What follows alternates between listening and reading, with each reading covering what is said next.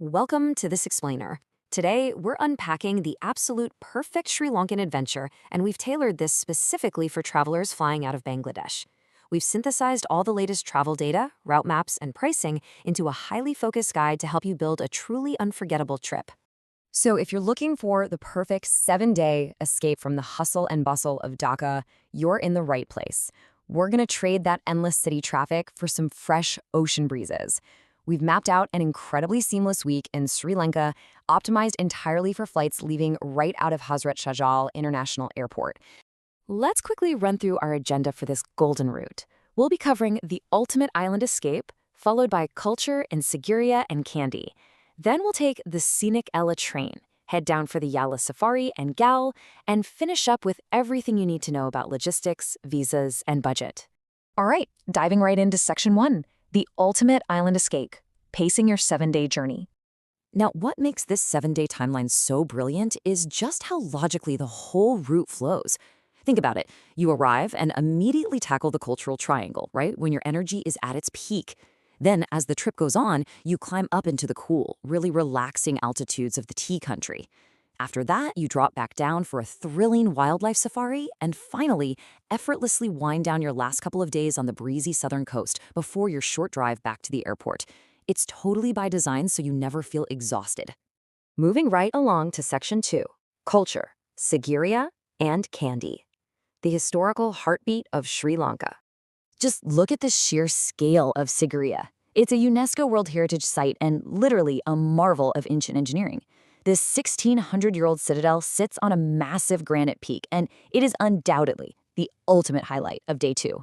Now, the pro tip here is to arrive exactly at opening time. You want to beat that intense midday heat and the heavy crowds. Doing that makes those 1,200 steps past the ancient frescoes and the famous lion's paws vastly more enjoyable. Plus, honestly, it gives you a crucial head start before the wild monkeys wake up and try to steal your mid-morning snacks. After that, you're heading south into the hills to Kandy. The absolute secret to experiencing the temple of the sacred tooth relic is timing your visit with an evening puja ceremony.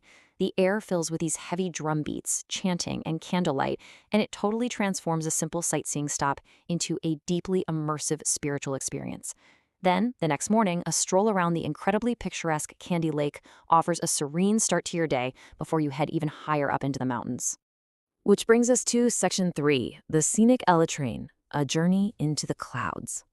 People constantly say the train from Kandy to Ella is one of the most scenic rail journeys in the world. And honestly, it's true. You aren't just taking transport to get from point A to point B. The train literally is the experience. We're talking about a journey that winds past sweeping green tea estates, dramatic stone viaducts like the iconic Nine-Arch Bridge, and these tiny, charming villages. The temperature drops, the air gets crisp, and the scenery is just relentlessly stunning. But here's the thing, how you book matters a lot. When you're securing tickets 30 days in advance, second class reserved is actually the sweet spot for most travelers. While first class does offer air conditioning, the windows are completely sealed shut. Second class, on the other hand, gives you a guaranteed seat but keeps those windows wide open. That means you get to feel that immersive hill country breeze and capture those perfect unobstructed photographs of the rolling tea plantations. Now listen up, because here's a vital, highly actionable travel tip for 2026 that you absolutely must know. Following Cyclone Ditwal late last year, the track directly out of Kandy is currently suspended for repairs. But don't panic, and definitely do not cancel your train plans. The workaround is incredibly simple. You just take a very scenic 2-hour road transfer over to the Nuwara station near Nuwara, Eliya, and you board the train right there. And best of all, the Nuwara to Ella stretch actually contains all the most dramatic, postcard-perfect scenery of the entire route anyway. Okay, let's roll into Section 4, Yala Safari and Galle, wildlife encounters and colonial charm. On day 6, you trade your train carriage for a rugged 4x4 Jeep. A pre-dawn safari in Yala National Park gives you incredibly high odds of spotting some phenomenal wildlife. Why pre-dawn, you ask? Because you want to be at those gates by 6 a.m. sharp. The animals are vastly more active in those first 2 hours of cool daylight. Yala is globally renowned for having one of the highest densities of leopards in the world. And getting out early in the busier Block 1 of the park maximizes your chances of seeing these beautiful, elusive big cats. After the dusty thrill of the safari, you'll wind down your trip inside the pastel-colored cobblestone walls of Galle Fort. And this isn't just some old ruin. It is a living, breathing Dutch colonial walled city. You can wander the narrow lanes, grab some world-class seafood or famously spicy Sri Lankan rice and curry, and end your whole day just walking along the wide stone ramparts as the sun sinks into the Indian Ocean. Honestly, it is the ultimate relaxing finale to an action-packed week. Finally, let's get into Section 5, logistics, visas, and budget. This is the exact actionable planning data you need as a Bangladeshi traveler. Because Bangladesh is a SAARC member nation, travelers unlock a massive discount for the Tourist Electronic Travel Authorization, or ETA. While most nationalities are paying $50, you pay just $20, and that allows for a double entry and a 30-day stay. And you know what the best part is? The entire visa process is completely frictionless and digital.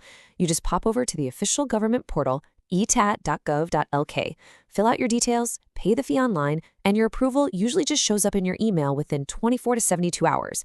Literally, no embassy visits required in Dhaka. It makes your pre-trip prep a total breeze. Looking at how to get there, the route out of Dhaka is remarkably convenient. You've got excellent nonstop options via Biman Bangladesh and US Bangla Airlines that get you to Colombo in under 3.5 hours. Typical prices range between $200 and $324 US. To put that in perspective, that translates roughly to a very reasonable 35,000 to 55,000 Bangladeshi taka for a round trip. You could practically leave Dhaka after breakfast and be sipping pure Ceylon tea in Sri Lanka by mid-afternoon. Now let's talk about the budget. Excluding variable choices like food and your hotel tiers, your fixed mid-range costs look roughly like this. $220 flights, $95 for major cultural site entries like Sigiriya, $93 covering the Yala Safari Jeep and park fees, and that $20 SAARC visa. When you factor in comfortable mid-range hotels, local transport, and food, you're looking at a very solid estimated budget of just $600 to $800 US per person, excluding flights. For what you're experiencing, it is an incredibly high-value destination. So, with the route fully mapped out, the budget set, and nonstop flights sitting just a few hours away, if paradise is really this accessible, what's actually stopping you from booking that ticket today? The island is calling. Thanks for joining me on this explainer, and happy travels.